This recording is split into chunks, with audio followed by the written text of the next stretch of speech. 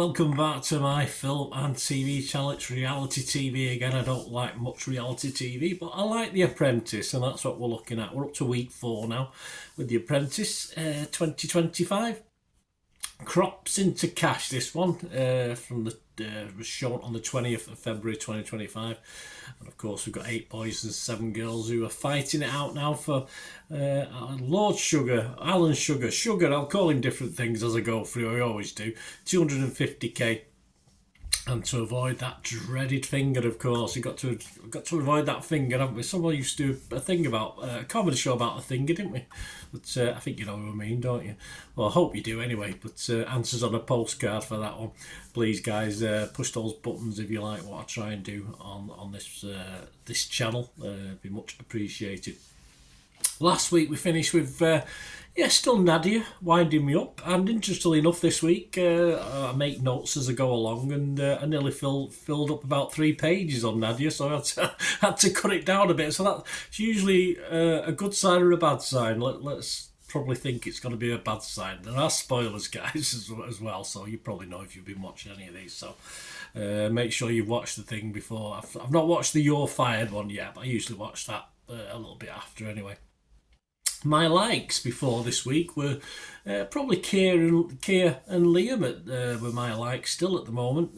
Last week we lost, of course, Carlo and his wig. I'm still convinced it was a wig. all right. Certainly he had transplants, didn't he? But he looked a bit PC to me, that's for sure.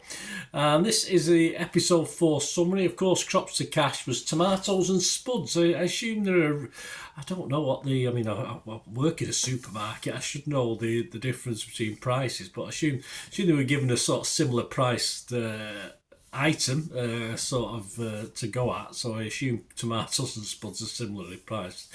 Half a ton, it would have been just easier to go out, I think, and just sell half the ton to restaurants and people, and even to the wholesalers, who probably both would have made more money. But of course they had to make a dish to serve to the public, they had to sell in bulk anything they didn't use up, and of course they had a corporate client, which was a bit mixed for both teams, in fairness. It wasn't the greatest corporate client week, but it never usually is, I don't think, and I always feel very embarrassed when I watch them negotiating with corporate clients.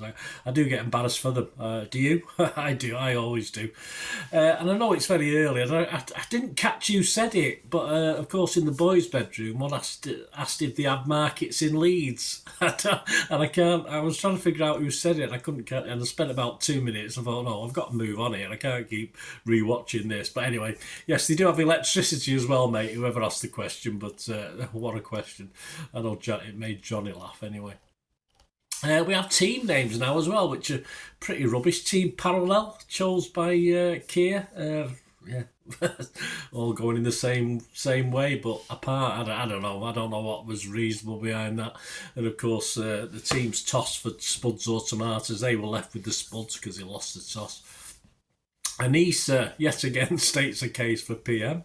Lord Sugar would later on comment about she can't be PM in all 12, but all credit to her. And she did push the potato skins, which was a popular choice, but we'll find out in a minute why that wasn't picked. Chisola, yeah, I've got Chisola here, but not too much from Chisola today. I've got a few little comments on Jana. I say Yana because we've got a Yana at work, and my apologies. Jana steps up to the plate to be sub-team leader. That's quite funny, as he's had experience in his family around food. Of course, he's dentistry, isn't he? Jana. But well done, that man. Certainly pushed his reason for being it. No one queried. No one else had food experience. So an easy decision for Nadia, wasn't it? Probably not. I'll talk about that. We'll get to Nadia in a minute. He almost lost the deal though when he went to corporate trying to price it, but then did a deal at well under half of what was originally asked. It is a tough ask going to these corporates. So I'm not going to have too much of a downer on him for that, but he didn't do very well. Yes, Keir got the sub-team leader, even though he knew nothing about food. Just very odd from Nadia, but she had a very odd week, in fairness. He rescued the deal from Jana's negotiations, but then he was also rebailed out by Jana. It was all a bit of a a cock up, let's be honest about it, the negotiation. But it is difficult to know what the hell you should be going in at and what your client wants. But like anything with the clients, he did ask for certain specifics, but of course that didn't really happen. And he closes the deal to the client, of course, when he goes back later on with mixed sized potatoes. They wanted 55 to 65 gram, was it? And of course, we'll talk about that when we get to Nadia. Yes, a lot of Nadia stuff. So I think at the end of it, by the time they finished, a lot less quantity, and I think the £3 was probably about almost a third less than what they originally went at. So not great. As I said, it would have been easy just to sell the sodding potatoes somewhere else. Liam, I've got Liam here, dressed up as a raw potato, possibly his most contribution today. A sausage probably would have been better for bangers and mash, but there you go. Or, you know, if he was doing baked potatoes, it's fine, but I can't understand why the raw potato. In fact, he's struggling to find out, to realise what he was.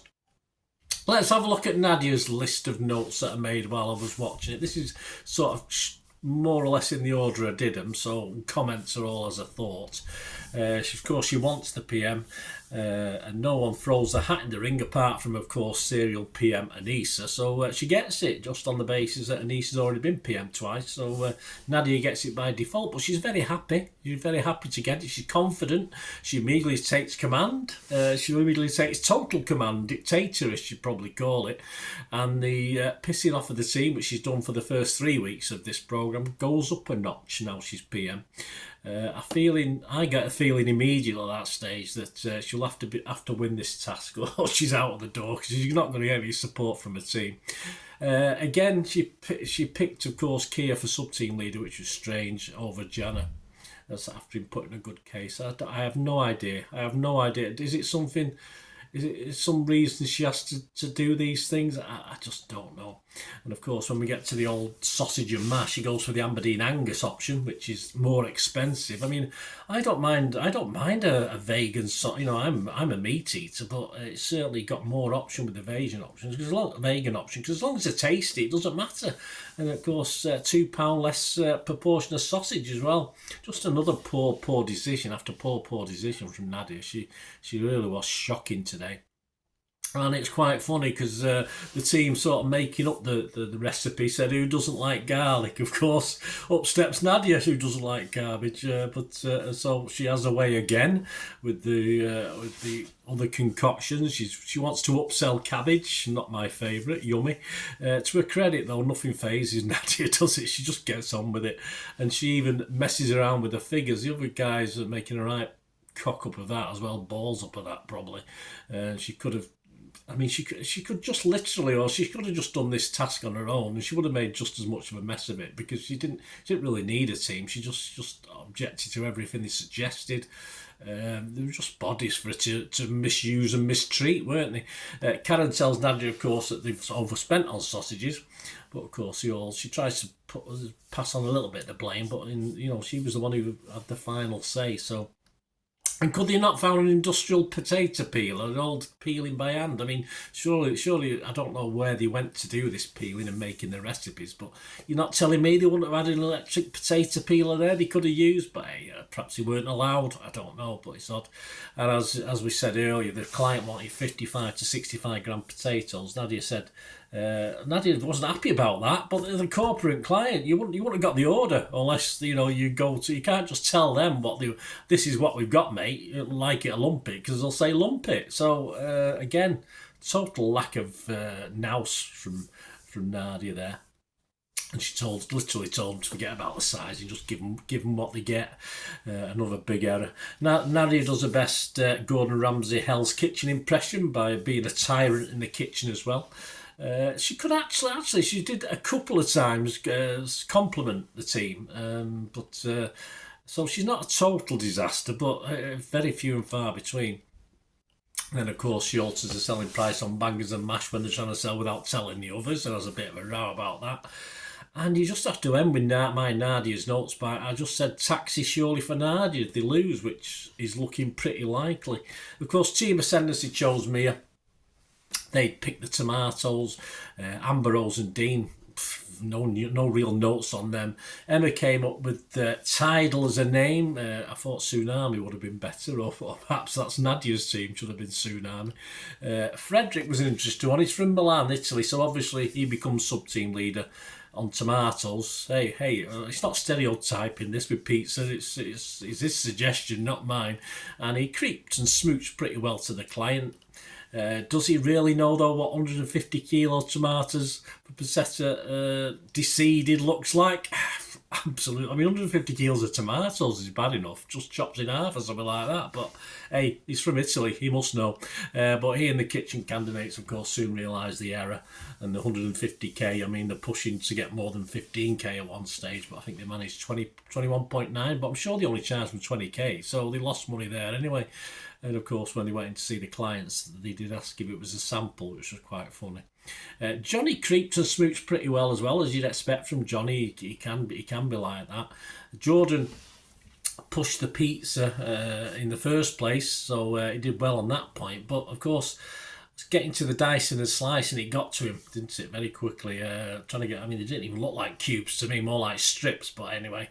And Jordan gets in a bit of a huff with Fred, and of course Maya tries to sort of de-escalate it, but it's the most bristly and animated I've seen Jordan so far this series. Melika, she was loud pushing the pizza to the public, also almost chasing them away, so she can be a bit of abrupt, so that wasn't great from her. Mia, a few notes. She wanted and got the PM, of course. Very confident as PM. Carries on the good work with an 88p pizza. A one meat meatball. Not a meatball pizza. You should just call it a one meatball pizza, because that's all it is. And well done. It's 13 quid for a thing that big. It always amazes me how much they can charge in London, but there you go. And she remains confident throughout this couple of days. Handles the team well. Of course, she's fairly panicking as well, just in case she does lose. And of course, she worries about Frederick's going to be thrown under the bus by her. But of course, so there is a bit of an edge to her. She's not all nicey. And of course, she sort of cut down Jordan in the kitchen as well. When we get to the boardroom, of course, Lord Sugar jumped on Johnny about the deseeding, and that brought us to his one-liner of the day, which I thought was quite funny. He said to Johnny, "It's not rocket science, Johnny. Come on, I've got a 2-1 at university in deseeding tomatoes." Yeah, he'd already commented about a certain gentleman's tennis seeding, but I thought I'd use that as his line of the day. Jordan bared his claws again at Mia about the positivity in the kitchen, and whether that led to Mia being a bit upset later on, I'm not too sure as well. Just happiness, I assume. But of course, at least Ascendancy made a profit, 167.83. Parallel and Happy Days, bye Nadia, surely, £73.40. And I wrote that down before I knew what was going to go on. Mia was crying, so happy cries, but hold it together. But I think a bit of what Frederick in the kitchen got to her a little bit as well. But so she's going to have to be a bit stronger than that, perhaps. Nadia, of course, attacks Kia and Jana and fights the corner, but I'm just thinking this is a lost cause, surely. And they were a bit surprised to be brought back, weren't they, Kia and Jana? But I mean, let's face it, Kia, we're going to be brought back every day, mate. It was no messing there, and there was no messing from Lord Sugar. He didn't mess up. I've not seen that. I'm sure in all the 19 series, I've not seen him do that before, where he literally tells his two compatriots that he's made his decision up as soon as he come through the door. He does it. So Nadia, thankfully and definitely deservedly, is on her way. A shocking week from Nadia. Shocking. We knew. I think we knew watching this what Nadia was going to be like as a PM. She was horrible as a PM. We'll talk about a little business in a second. And of course, Jana will have to be. I like Jana in the first week, but it's been a bit downhill since. And of course, Lord Sugar's made him PM for next week. I'll be honest, if he doesn't win, he might be another one who could well be on his way next week. Perhaps not as abruptly, but there's certainly a possibility now he's on Lord Sugar's radar. Yes, Nadia Suleiman, owns a premium salon chain of 5 in Knightsbridge with celebrity regulars. I'm sure she's nicer to them. I mean, a celebrities not want to be pampered. I just can't see her doing that. I just can't see her doing that. So she apparently started a chain a month before COVID, and within a year it expanded to 5 locations. Well, if it's COVID, how could she have expanded? I did ask in the preview show, of course, but I must be missing something. Or was Knightsbridge not on lockdown? Or it's been written down wrong by the journalist. I'm not too sure. But she's worked with hordes of celebrity influencers, but yeah, I can't see anyone working with Nadia. How could anyone work with Nadia? COVID's probably a good one because she doesn't have to deal with anyone, does she? There you go. So to summarise, Chizola, pretty non-existent this week. Dean, not a lot. A bit of the chat, not a lot. Emma, okay in the public sales. At least she tried to shut Melika up, which was good. Jana, pretty poor again. As I said, Sugar's got him in his sights. Johnny, nice chat again, but little else from Johnny. He's going to be PM. It's got to be PM at some stage, surely. He's not outstanding. Kia stepped up this week, although obviously not overly successful in what he did. Very little for Liam, a pretty poor looking potato as well, which didn't help him. Max, a quiet week, although Lord Sugar had a bit of fun of it. His expense, so I think Lord Sugar quite likes him, really. Mia was just a great PM. She has a bit of an edge to her as well, which I saw, which, not too nicey. Knows when to be a little bit hard and when she needs to be, although it might be in private. So I'm not seeing her particularly being hard to colleagues, if you like, although, even with Jordan, she reined it in a little bit in the actual kitchen because she wanted a happy clappy team. Frederick let himself down this week. Promised too much. Gift of the gab, smooched very well, but he has to think, and he used very little common sense this week. Amber Rose, again, my early dislike for Amber is one of my dislikes at the start of this process, but it's been tempered a little. I thought she was all right. There's not much in it, but what she said was fine. Anissa, went for PM again. She's doing okay. Potato skins would have been a good option, actually, as for the selling thing, but of course you didn't get that away with that, but it would have been an interesting option. Melika, loud on the selling, needs to tone it down. Yeah, she's definitely one of the stronger girls, but she needs to be able to rein it in. Jordan, some fight this week in the kitchen, though perhaps a bit misdirected. I think he seemed to have a bit of a cob on Jordan this week, and I don't know what his problem was, but at least he wasn't quiet. And of course, the ones who annoyed me, Nadia's gone, so that's no problem. And who I like this week that I've not mentioned there, I don't think I've missed anyone. I might let me know if I have, but I don't think anyone important anyway. And I've just thought Mia now, forget the guys, Kia and Liam, who are okay, but I think Mia's gone to the top of my list just at the moment. As I said, we'll get out to 10 candidates. I'll do a top 10 and that'll be a bit of fun and you can join in with that as well. But let me know your top ones anyway. She impressed me today. She was willing to throw Frederick under the bus if need be, and she probably would have got away with that because he was a bit naive, Frederick, with that. But at least we saw a bit of an edge to go with the tears as well, but I'm sure she'll be all right. So I like Mia today. So Mia's gone into my main person or main guy or main girl, whatever you want to call it. I like Mia this week. I think she's done a good job. So there you go, guys. Let me know your thoughts. Next week, of course, we've got the remaining 14. I think the teams will have to switch. I think one's down to 6 and one's 8, isn't it, in the team? So one will have to go over, or Sugar sometimes swatches 3 over there and 1 back there, stuff like that. But you know what it's like. Anyway, they've got to create a new chocolate Easter egg next week. So happy days. Let's see how they get on with that. Thanks for watching, guys. Let us know your thoughts in the comments. Let us know if you can get to me through my socials as well. And if you like what I try and do on the channel, guys, it's much appreciated. I'm not too proud to ask. There are ways to support me on the channel as well. So if you feel the need or would like to do that, just stay watching and listening. Ways to help me out, guys, if you watch the ads, if the ads on this YouTube ads, that helps in a very little way, but it all helps. Watch the pennies and pounds look after themselves, they say, don't they? Or the pennies or the 10p's look after themselves. But if you watch the ads or follow the links on the ads as well, that's always a nice way.